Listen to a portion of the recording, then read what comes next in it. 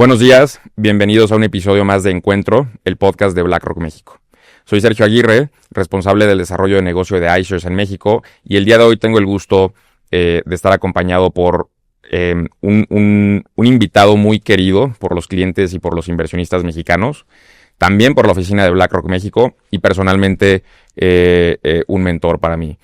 Benjamín Sousa es el director general de estrategia de inversión para América Latina en iShares. Benja, muchas gracias por estar acá.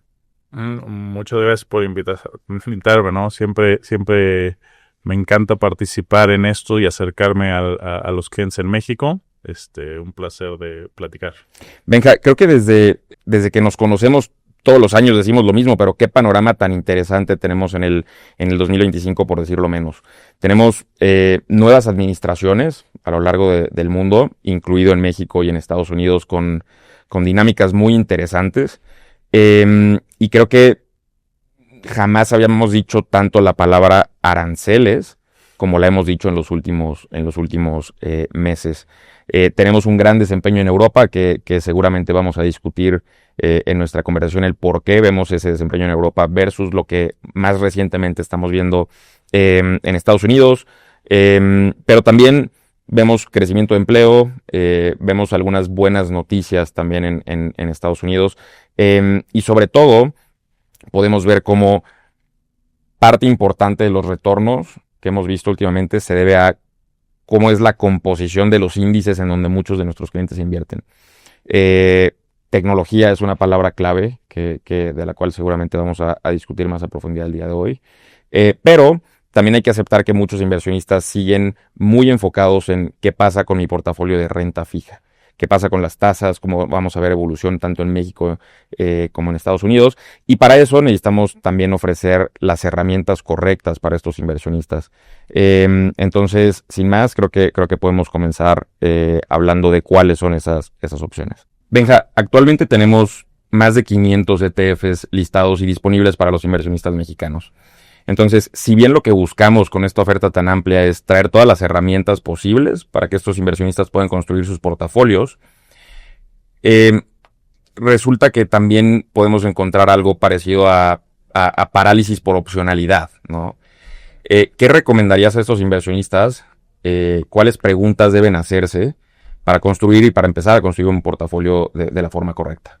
Claro, o sea, siempre hemos pensado que la opción es buena para el inversionista. El inversionista puede, al final del día, entrar en el tipo de riesgo que quiera, ¿no? O sea, estás hablando de opcionalidad alrededor de acciones alrededor del mundo, ¿no? Diferentes tipos de mercados, diferentes tipos de piezas de ese mercado, small cap versus large cap. Estamos hablando de monedas con cobertura, sin cobertura. O sea, hay mucha opcionalidad. Tenemos renta fija, tenemos diferentes pedazos. O sea, lo que tenemos que entender es que al final del día lo que tú quieres desde el punto de vista de un inversionista mexicano es diversificar tu riesgo, que es México. O sea, tú estás en México, tu ingreso está en México, tus inversiones están en México, vas a tener algo parecido a un CETE, vas a tener algo parecido a acciones mexicanas. Entonces, el valor de toda esta opcionalidad es que cualquier cosa que tengas va a tener drivers distintos, ¿no? O sea, el ejemplo que tenemos este año es espectacular, ¿no? O sea, las acciones mexicanas ha ido muy bien,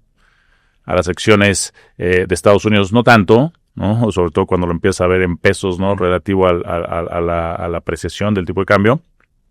Y volteas a ver Europa y vas a tener lugares en el que el retorno ha sido 4% como Francia, lugares en el que el retorno ha sido más del 20% como España o Alemania. Entonces, lo primero que debemos de entender es que, o sea, hay algo de valor en esa idea de que tú puedas tener un riesgo que te ayuda a complementar lo que ya tienes en tu... O sea, si no tienes nada en el portafolio, puedes empezar desde el punto de vista más básico, ¿no? Quiero acciones mexicanas, hay ETFs que te dan acceso a eso. Quiero acciones de Estados Unidos. Estados Unidos es la parte más grande del mercado de capitales del mundo, ¿no? Si vemos un benchmark amplio como el All Country World, el 65% es Estados Unidos. Tienes que tener Estados Unidos, no puedes no tener Estados Unidos. Y alrededor de eso, pues puedes tener a lo mejor otros países, ¿no? Y hay soluciones en las que no tienes que usar estos 500 opciones. O sea, no es necesario utilizar todas las 500 opciones.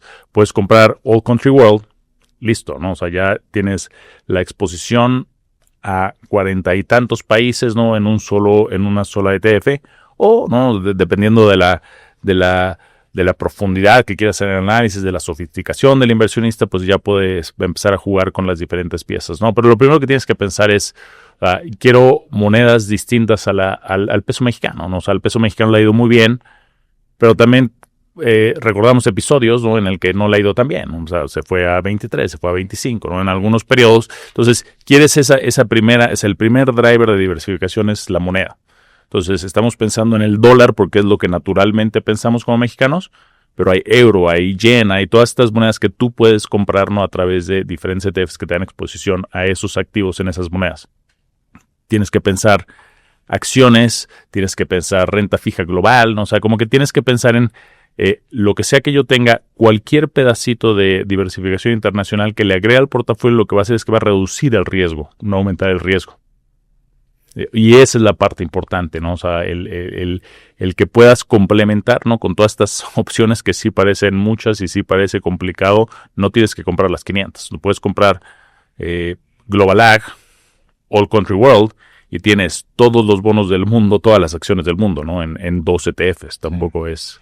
Creo que acá lo más importante y cuando hablamos con inversionistas también es lo que recomendamos hacer es parte desde una base en donde lo primero es hazte las preguntas correctas. ¿Qué quiero hacer con este dinero en 5, 10, 20 años? Si lo necesito para educación, si lo necesito para retiro, si lo necesito para adquirir un auto, vacaciones, etcétera. Creo que hacerse esas preguntas también tiene mucho que ver. Y además, tener el respaldo de un asesor financiero y la relevancia que tienen los asesores financieros en el mercado, creo que también es muy importante.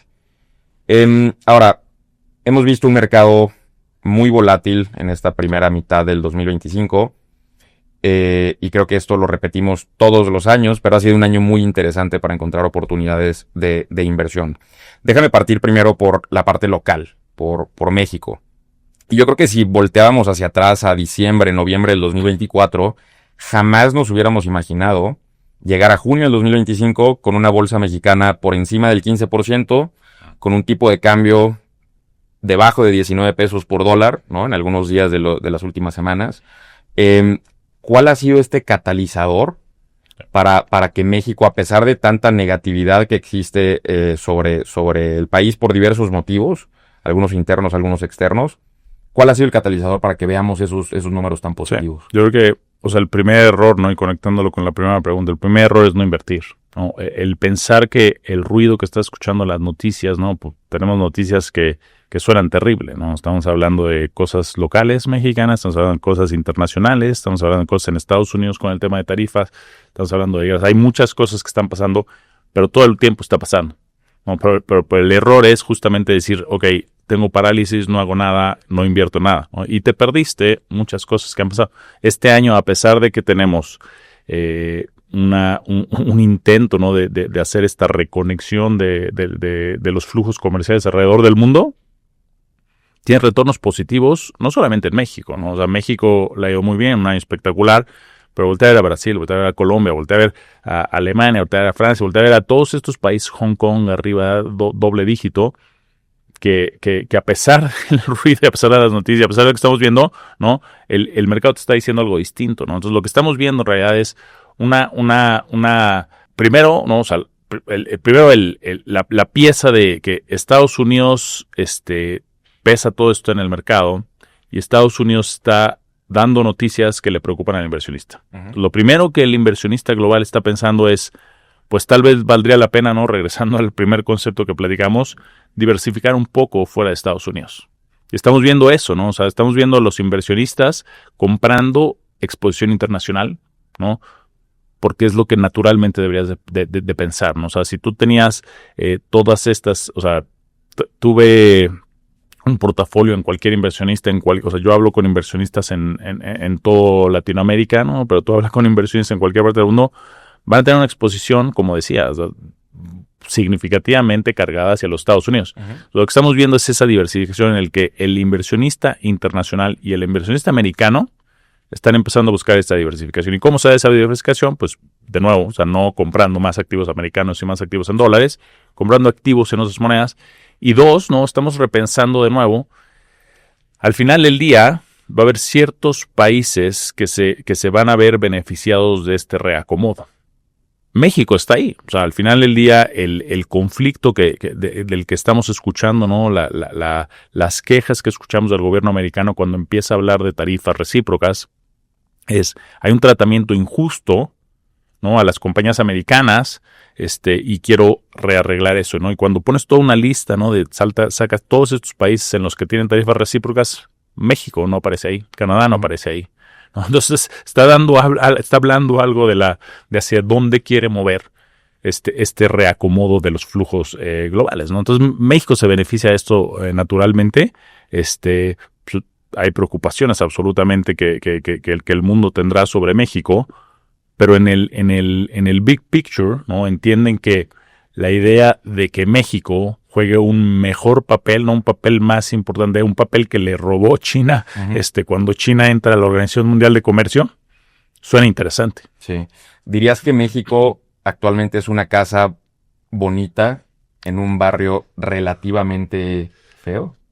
No, yo diría que es una casa bonita en el mejor barrio que existe, ¿no? O sea, es mejor que eso todavía, ¿no? O sea, pensemos que hay dos grandes motores de crecimiento en el mundo. Esa es la realidad. O sea, olvídate de... O sea, no hay, o sea, Europa le ha ido espectacular en términos de retornos, ¿no? Lo que has visto es, no hay utilidades en Europa. Lo que has visto es un cambio en la forma en la que los inversionistas están dispuestos a pagar, ¿no? Por esas acciones, o por esas utilidades futuras, pero no hay utilidades, ¿no? Estados Unidos, a pesar de que los múltiplos no se han movido, sigue pagando utilidades. Y esas utilidades ya nos llevaron al S&P 500 a 6,000 sin que el múltiplo se haya movido. Entonces, la realidad es que hay dos motores de crecimiento en el mundo. Uno es los Estados Unidos. Quieres estar en ese barrio. Absolutamente es la cuadra en la que quieras estar. Y mientras más te quieran que estés en esa cuadra, es la mejor posición. Y el otro gran motor de crecimiento en el mundo es China. ¿Por qué China y Estados Unidos son tan importantes? ¿Por qué son estos grandes motores del crecimiento? Una, porque tienen un mercado de consumo brutal, ¿no? Gigante, ¿no? Son muy importantes y van a consumir productos de todos estos países, ¿no? Ese es donde encaja México en esta analogía. Pero dos, porque es donde están pasando los grandes desarrollos tecnológicos. O sea, nadie habla, ¿no? De desarrollos tecnológicos de inteligencia artificial si no estamos hablando de estas dos economías. Entonces, es el futuro. Quieres estar en uno de estos dos barcos, ¿no? Y generalmente cuando tienes la puerta abierta en este barrio, ¿no? O sea, quieres absolutamente ser parte de este neighborhood. Regresamos un poco a Estados Unidos, ahorita que tocabas que el Standard & Poor's 500 ya tocó 6,000 puntos durante el año. Yo creo que a inicios del año hablábamos mucho de este excepcionalismo de Estados Unidos. Y después la imagen se empezó a poner un poco más complicada y se empezó a armar una propia tormenta para Estados Unidos. Ahora, hay que aceptar que muchos de estos problemas que tuvieron Estados Unidos son autoimpuestos. Sí. Pero, como dice Sergio Méndez, el otro día estaba hablando con nuestro director general acá en BlackRock México, y si un inversionista hubiera tomado un sabático de algunos meses, ¿no? En enero o en febrero, y hubiera regresado hasta mayo, junio, sí, ¿no? La respuesta hubiera sido, bueno, aquí no pasó nada. Pasamos de un inicio de año relativamente bueno a un performance en números verdes de 3-4% del S&P 500. Ahora, lo que pasó en medio fue algo bastante complejo para muchos inversionistas, y hay inversionistas que tomaron acciones, ¿no? De decidir salir de Estados Unidos para buscar otras oportunidades. Hemos hablado tú y yo de que esa salida de Estados Unidos, que representa 65% del índice global, pues hizo también que otras economías crecieran, otros mercados accionarios crecieran. Y ahora la pregunta es, ¿qué hago con ese dinero que posiblemente invertí en Europa, por ejemplo, cuando tengo que tomar utilidades de Europa y tengo que volver a invertirlo en algún otro lado? Ese otro lado termina siendo Estados Unidos de nuevo, ¿no crees? No, absolutamente. Lo que tenemos que pensar es lo siguiente. ¿Qué es lo que tú compras cuando compras una acción? Cuando tú estás comprando una acción, tú estás comprando, ¿no? las utilidades futuras de esa compañía, ¿no? Entonces, ¿dónde hay utilidades? De nuevo, es la pregunta básica y más fundamental que alguien se tiene que hacer cuando está comprando acciones, ¿no? O sea, tú quieres invertir en compañías que generan utilidades. No quieres invertir en compañías que tal vez las valúen a mejores múltiplos. Ahora, las dos son opciones válidas porque las dos son fuentes de retorno en el mundo de equity. Pero la realidad es que la razón fundamental por la que Estados Unidos dominó, ¿no?, durante los últimos 2 años anteriores, ¿no?, antes de que llegáramos a esta pequeña pausa en la que Estados Unidos está creciendo, el retorno de las acciones americanas es mucho menor que la del resto del mundo, era porque el 80% de todas las utilidades del mundo se generaban en Estados Unidos. Entonces, los retornos siguen a las utilidades porque es al final del día lo que quieres. Tú no quieres invertir en una compañía que no va a generar utilidades. Tú quieres invertir en una compañía que va a generar muchas utilidades. Entonces, al final del día lo que tenemos es, de nuevo, los drivers de evaluación son, pues hay compañías que pagan dividendos, absolutamente es un componente de los retornos, ¿no? O sea, en general, pues a menos que te vayas a ciertos sectores, ¿no?, que tienen flujos estables que pueden pagar dividendos altos, no va a ser la principal fuente de retornos en el mundo de equity. La segunda pieza no es, pues, qué tanto estoy como inversionista están dispuestos a pagar por esas utilidades futuras, ¿no? Y lo que hemos visto a lo largo del año es que, pues, en Europa, en México inclusive, los múltiplos se expandieron. Es decir, el inversionista está dispuesto a pagar un precio más caro por las mismas utilidades. Absolutamente son retornos reales. En el momento, si vendes hoy, no, eso es un retorno real, no es un retorno teórico. Entonces, esa pieza es importante para determinar los retornos. Y la pieza más fundamental, ¿no?, que es la base, ¿no?, de la inversión en el mundo de equities, es la utilidad en sí misma, ¿no? Entonces, ¿dónde están, ¿no? Y es un poco la sorpresa que el mercado ha tenido, que hablamos de incertidumbre, hablamos de tarifas, hablamos de todas estas temas en los Estados Unidos, y las compañías americanas siguen generando utilidades. Entonces, o sea, los sectores, ¿no?, los sectores que fueron castigados desproporcionalmente como tecnología, nos estamos dando cuenta, ¿no?, y el mundo se está dando cuenta que la tecnología es un bien básico hoy en día. Uh-huh. La tecnología es una combinación entre consumer staples y utilities. No es un bien de lujo. La gente no deja de consumir tecnología, no deja de usar su iPhone, no deja de usar su iCloud, no deja de usar Google. O sea, sigue utilizando la tecnología independientemente de las condiciones económicas, ¿no? Entonces, en el mundo de hoy, no traer tu teléfono te deja totalmente inhabilitado, no puedes pagar, no puedes hacer muchas cosas con el teléfono. O sea, nadie va a dejar de gastar en tecnología. Es un utility consumer staple bien básico y por lo tanto sigue generando utilidades, ¿no? Entonces, sí habrá un componente cíclico dentro de ciertas piezas de tecnología, ¿no? Hardware, ¿no? Pues me quedo con mi iPhone un año más, me quedo con mi computadora un año más, pero hay ciertas piezas de la parte de tecnología, ¿no? Todos los cloud services, todas estas cosas que son indispensables y siguen generando utilidad y la gente no va a dejar de gastar en esa pieza. Entonces, al final del día lo que estamos viendo es, o sea, pues sí, o sea, qué tanto más se pueden expandir los múltiplos en el resto del mundo versus las utilidades que estás viendo en Estados Unidos no las quieres, ¿no? Y estás, o sea, deliberadamente decidiendo no me den utilidades, prefiero solamente que haya un cambio en la percepción, ¿no?, en el que los múltiplos se sigan expandiendo.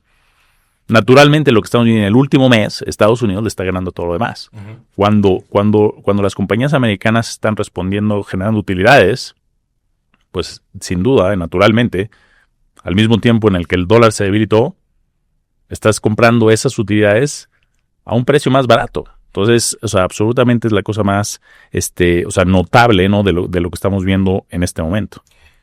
Benja, el año pasado vimos, haciendo un suma al sector tecnológico de Estados Unidos, el año pasado vimos que más o menos el 65% de los retornos del S&P 500 provino por las principales 10 compañías o las 10 compañías más grandes dentro del índice. Y pues no es sorpresa para todos los que nos están escuchando que las principales compañías del índice son compañías tecnológicas, los sospechosos de siempre. No. Ahora, si hacemos un zoom al resto del mundo, y voy a dejar China por fuera por el momento, hacia Europa, vemos que la composición del índice es muy distinta. Europa está un poco más cargada a financieras, a industriales. ¿Tú crees entonces que este overperformance histórico que hemos visto y ahora cómo Estados Unidos está regresando a retomar ese performance por encima del resto del mundo, tiene que ver con esa misma composición del índice? O sea, sin duda, ¿no? O sea, las utilidades vienen de dónde. O sea, para un banco, ¿no? O sea, ahorita acabas de sacar el tema financiero. el banco tiene un problema. El banco, pues, hace dinero, ¿no? Cuando hay diferencia entre las tasas a las que piden prestado y a las que pueden prestar. Y es complicado a veces manejar. Entonces es muy difícil generar utilidades continuamente para un banco porque depende mucho del ciclo de política monetaria. Para una compañía tecnológica, ¿no? que le vende a billones de usuarios alrededor del mundo y que billones de usuarios lo traen en la mano, todos estos servicios de tecnología y que están dispuestos a pagar por esos servicios de tecnología independientemente del ciclo económico, es mucho más fácil generar utilidades. Porque al final del día, lo que vas a ver es que tiene una estructura de costos relativamente fija, ¿no? Y tienen billones de clientes. Entonces, al final del día, absolutamente es importante ver de dónde viene, ¿no? Hacia dónde va el mundo. El mundo cada vez es más tecnológico, no podríamos tener esta conversación sin el tema de la tecnología. Y pues sí, o sea, va a haber otros sectores que van a tener diferentes cosas que financieras tiene mucho que ver con la actividad económica. Y con el ciclo de tasas en donde nos encontremos. Entonces, pasemos un poco a hablar de renta fija. Históricamente, los inversionistas latinoamericanos tienen una proporción de renta fija en sus portafolios mayor que al resto de muchos inversionistas alrededor del mundo. Principalmente porque las tasas, de nuevo, históricamente en México han sido muy atractivas. Sí. ¿Cómo estamos viendo el escenario de tasas en México y en Estados Unidos? Sí. Yo creo que, o sea, la buena o mala noticia dependiendo de dónde la veas, ¿no? Si es el que está pidiendo la tasa o el que está recibiendo la tasa, ¿no? O sea, los que piden prestado, pues no les gustan las tasas que están actualmente. Los que invierten les gustan las tasas actualmente. Pero la realidad es que seguimos en un proceso de normalización, ¿no? Las tasas que teníamos eran relativamente altas a la historia, tanto en Estados Unidos como en México. ¿Por qué? Porque tuvimos un problema de inflación, ¿no? O sea, tenemos varios malos recuerdos de la inflación y por lo tanto México estaba un poco más preocupado y por eso subió más y subió más rápido y antes. Pero Estados Unidos también, ¿no? O sea, en algún momento dijeron, no, tenemos que subir esta tasa por arriba del 5%, que es más alto que la historia, ¿no? Que el promedio histórico. Entonces, seguimos en este proceso de normalización en el que las tasas van a seguir bajando. Ahora, lo que vamos a tener que encontrar al fin del día es que, pues, obviamente cuando te pagaban más de 10%, era muy difícil convencerte de hacer cualquier otra cosa que no fuera una tasa de corto plazo en pesos mexicanos. ¿Por qué? Porque te pagando doble dígito con una volatilidad mínima, ¿no? O sea, una duración de 28 días. De hecho, el retorno histórico del S&P 500 es un poco menor, ¿no? Ya, entonces, o sea, claramente, o sea, te está desincentivando a que tomes riesgo, ¿no? Está desincentivando a que inviertas y esa es la idea, ¿no? O sea, al final del día cuando subes las tasas lo que quieres es justamente retirar liquidez del sistema, la gente en lugar de poner el dinero a trabajar lo sienta en un activo no productivo, ¿no? Y se espera a que pase las cosas. O sea, cada vez que corta y mientras el Banxico siga cortando agresivamente, pues cada vez te forza a tener esa pregunta filosófica, ¿no? ¿Debo de seguir sentado aquí en tasas de corto plazo? ¿O debería de estar volteando a ver, ¿no? Porque al final del día lo que ves es que el mercado accionario te puede pagar 30% en Alemania en dólares, ¿no? Entonces,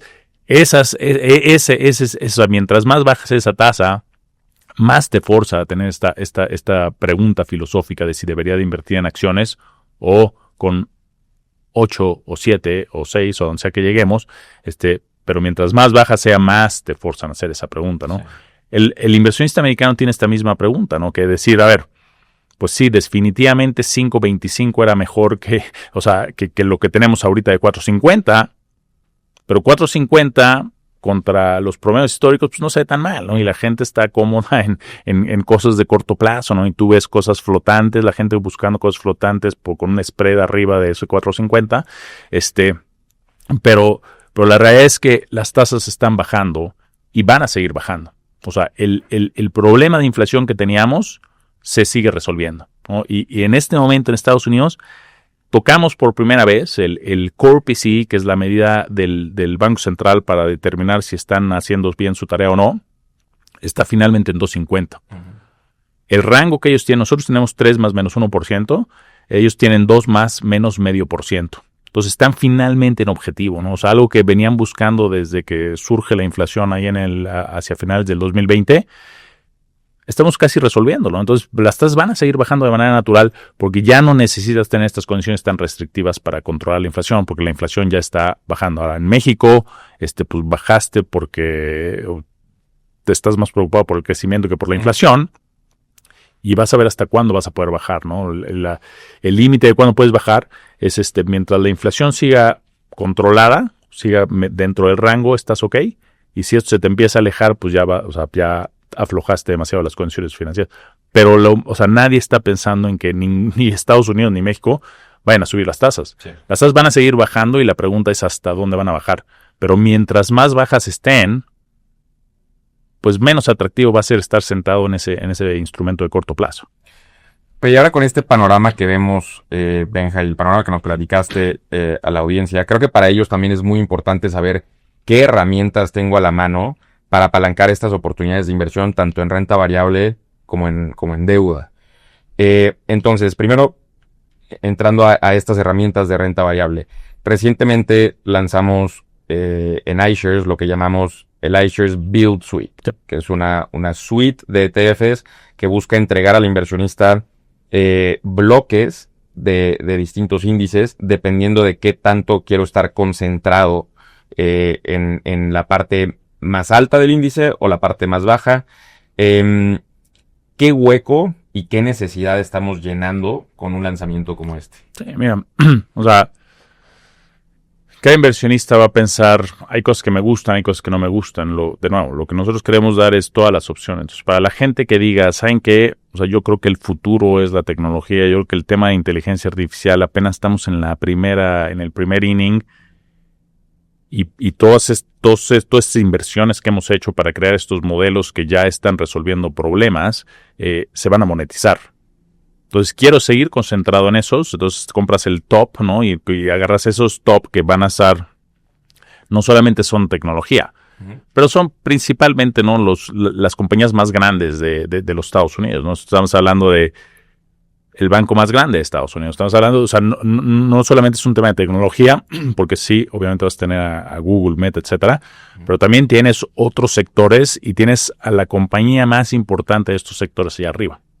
Entonces, lo que te da eso es que no en el corto plazo pues vimos, ¿no? En este periodo de abril, ¿no? Vimos como esa parte no le fue tan bien, pero en el largo plazo lo que está pasando es que la capitalización de mercado va, ¿no? Por las utilidades, por el precio que los inversionistas están dispuestos a pagar por esas utilidades, porque tienen calidad, etcétera, pues siempre va a estar escogiendo a las mejores en su campo.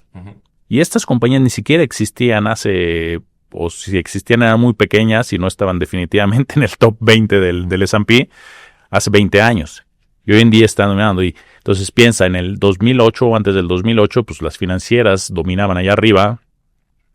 Y conforme la economía ha venido cambiando, pues ahora de repente son las tecnológicas las que están allá arriba, pero también vas a tener al banco más importante, vas a tener ahí cosas interesantes.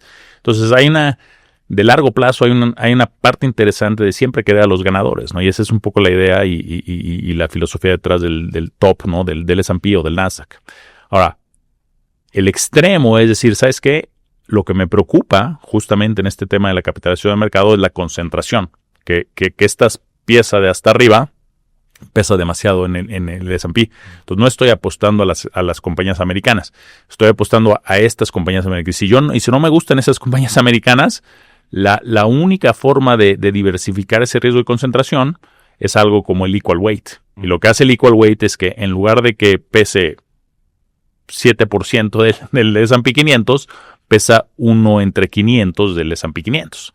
Entonces, todas las compañías bajan de estos números muy grandes a 0.2, ¿no? Y de repente ese número, pues básicamente lo que hace es que te mitiga el riesgo de concentración en una sola.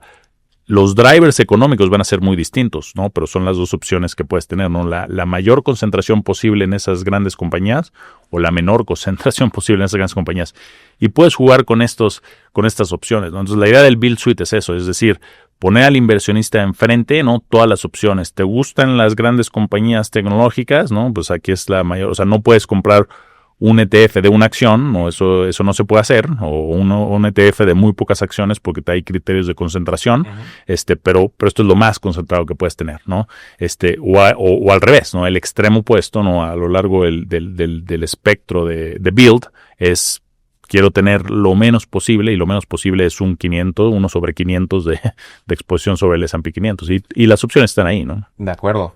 Y hablando de la otra cara de la moneda, esta semana hemos hablado con algunos inversionistas acá en México, y creo que es natural que nos hagan la pregunta, ¿qué esperamos del tipo de cambio? Y eso nos lleva a pensar qué opciones podemos poner sobre la mesa para aquellos inversionistas. De nuevo, nuestro trabajo es ofrecer las herramientas. Entonces, ¿qué opciones podemos ofrecer para aquellos inversionistas que buscan tomar ventaja de un tipo de cambio que está relativamente barato, versus aquellos que aún ven al peso como una divisa que va a mantener su fortaleza? ¿Cómo podemos hablar de esas dos opciones? Sí, mira, yo creo que tenemos que pensar en el contexto de ¿por qué quiero tener dólares? ¿O por qué quiero tener euros? ¿O por qué tengo que tener yen? ¿O franco suizo? ¿O libra esterlina? ¿O lo que sea? Al final del día, todos tus ingresos, estás en México, están en pesos, ¿no? Todas tus inversiones, probablemente estén en pesos. Entonces, quieres ese pequeño factor de diversificación. Entonces, no es decir, quiero solamente dólares o quiero solamente pesos.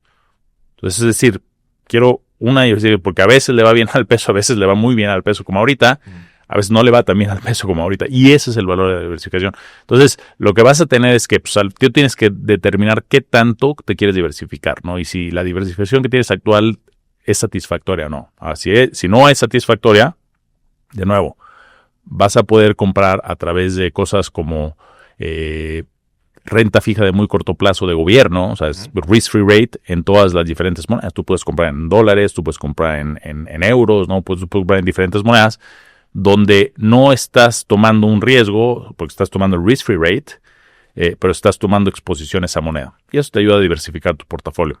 Si quieres decir un view muy particular de decir, ¿sabes qué? El dólar o el euro debería estar en 18 o en 17 o en 21 o en el número que quieras. Las opciones están ahí. O sea, tú puedes invertir en México en opciones en pesos mexicanos, ¿no? Y hay todo tipo de opciones, ¿no? Que tienen tasa fija, crédito, muchas cosas que puedes comprar en pesos. Y hay opciones absolutamente, ¿no? Yo creo que del mayor número de esos 500 son opciones en dólares, ¿no? Desde T-bills ultra cortos, ¿no? Hasta bonos ultra largos, crédito, high yield, ¿no? Entonces, equities grandes, small caps, ¿no? Tienes todas esas opciones. Entonces yo creo que al final del día la opción, y la pregunta filosófica antes que esto es, ¿quiero diversificar? ¿No? Deberías de querer diversificar, porque diversificar ayuda a mitigar el riesgo. No es que digas, voy a mover todos mis activos que estaban en pesos, ahora los voy a mover a dólares. O viceversa, ¿no? Tenía todos mis activos en dólares y ahora todos los quiero mover a pesos. Porque estás tomando un riesgo, significativo de moneda. Quieres poner tus huevos en la canasta, ¿no? Diferentes huevos en la canasta, y no poner toda tu apuesta, todo tu patrimonio en un solo lugar. Y ese es el valor. Entonces, ahora, si la diversificación que tienes te gusta o quieres un poco más, hay opciones. Hay opciones para pesos, hay opciones para dólares, hay diferentes drivers de riesgo, ¿no? Que podríamos explorar. Pero sí, lo principal que debemos de pensar no es blanco o negro, no es uno, no es binario. No es me gusta el dólar o no me gusta el dólar.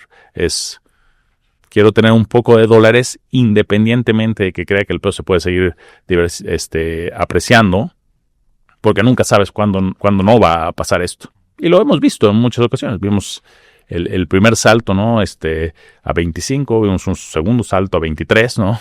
Y ahorita estamos del otro lado de ese, pero sabemos que también, ¿cuál fue el bottom de estos últimos? O sea, en los últimos 5 años has estado en un rango y estás cerca del rango bajo en lugar del rango alto, ¿no? Entonces, siempre vamos a tener esa idea de que el estar un poco diversificado no lastima a nadie. Al contrario, le ayuda. Venga, creo que es una buena nota para ir cerrando nuestra conversación. Yo solamente a los inversionistas quisiera dejarlos con un mensaje.